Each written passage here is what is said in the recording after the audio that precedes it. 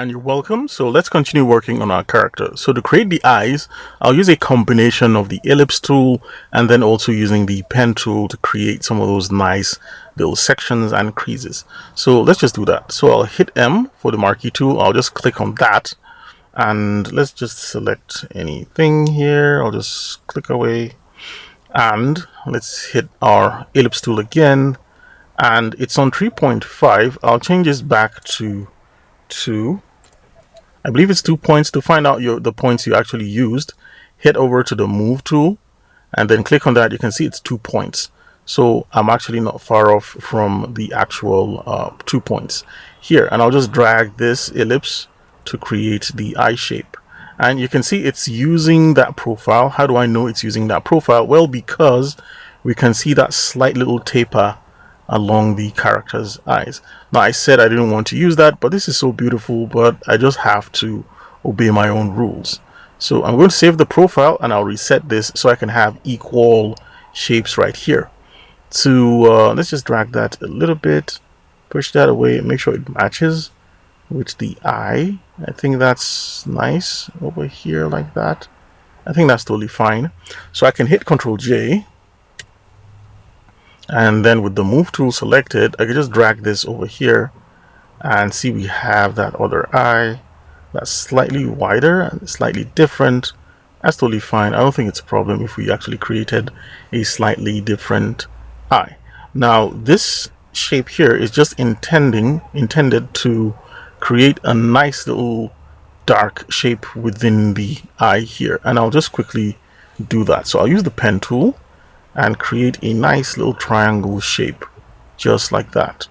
Nice triangle shape, nothing too complex. And I'll hit the node tool and make this into a nice little curve which I could just drop in here. So I'll push this one out so you can see we have that shape. I might even drag it over here so you can see we have a nice little curvy shape like that. I just want this to be inside our character's eye like that. I'll just drag this up.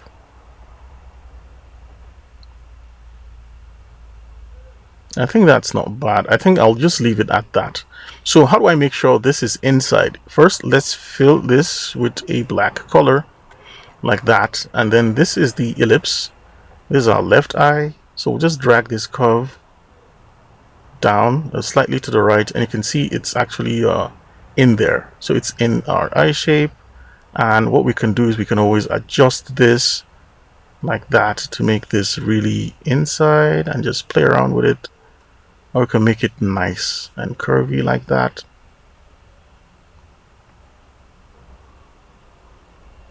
Now we can play with our Bezier handles. We can even drag this outside a bit. So you can actually see whatever style you want. That's totally fine. I'll just leave it at that. Now the thing is, I'm going to be getting rid of this stroke right here. I don't want the stroke. So what I'll do is let's create the insides first, right? So, and I'll explain to you why I actually did that. Because I don't want this to be a complete, shape right here. I just want to have some parts where I have the lines of the eyes to indicate the eye shape. So let's create this nice little shape inside. So I'll hit the elliptical marquee tool again.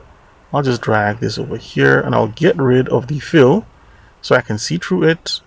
And we'll just click our handle here and just drag that.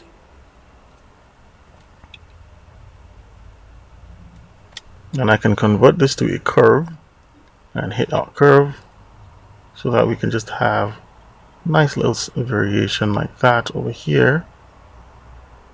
And we'll just leave it like that. So it looks like a nice little fun, cute little button like that. And I'll bring the fill back. So this is supposed to be fully black. And you can see it's slightly different, but it's okay. We're not going to break a sweat about it. And you can actually see that's done. If I want this to be equal to this, all I need to do is just copy that shape and just drop that right there.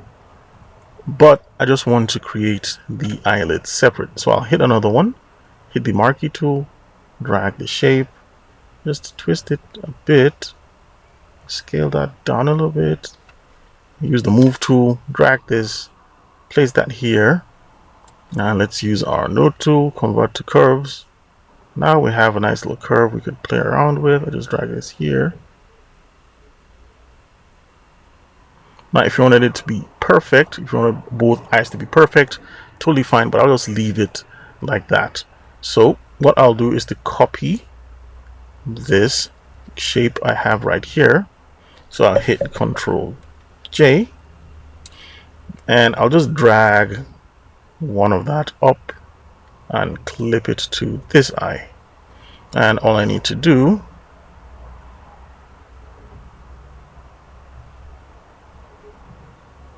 is to go over here. First, let's hit our move tool and let's flip this and then drag it over here to this eye section like that. So I'll just place it like that. Remember, we can always change it. So now let's fix that stuff I was talking about. So let's go over here, and for the fill, let's set it to white for now. For the stroke, let's get rid of the stroke.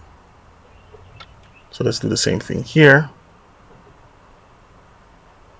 So no stroke, but for the fill, let's set the fill to white. And you can actually see how it's looking right now. So let's add a little line here to define that shape. So I'll hit the pen tool and I'll just click over here and just drag like that. So now it has a fill. I don't want it to have a fill, so I'll hit this, and then for the stroke, let's select black, and I'll undo that and just hit Control and click anywhere else, so you can see what I was actually telling you about earlier on. So let's actually do another one here. So I'll just go over here, click, just drag a little bit, and that's going to be for this eye, right? And I actually noticed the color I'm using for the fill is different. So I'll just make, in fact, I actually like how it's not 100% white. So I'll use the eyedropper tool. First, let's select this shape for the eyes, and then let's use the eyedropper tool and select this color so that fill is quite similar to this fill.